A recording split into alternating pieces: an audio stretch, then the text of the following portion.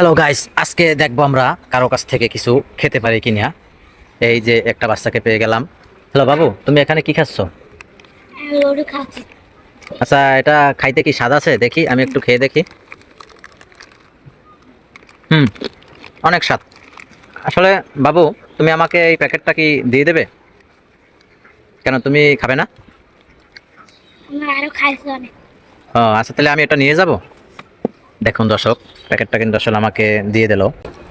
আচ্ছা বাবু, তোমার নাম কি? আব্দুল্লাহ। আব্দুল্লাহ না? আচ্ছা, তোমাকে আমি খুশি হয়ে ধরো এই কিছু টাকা দিলাম। নাও নাও নাও নাও, তুমি মজা কিনে খাইও। তুমি আমাকে মজা দিছো না, এই কারণে আমি তোমাকে খুশি দিলাম। তুমি এটা দিয়ে মজা কিনে খাইও।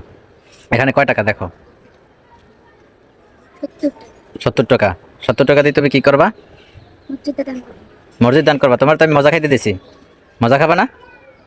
দেখছেন দর্শক, সে আসলে মজা না খেয়ে মসজিদে দান করার কথা বলে।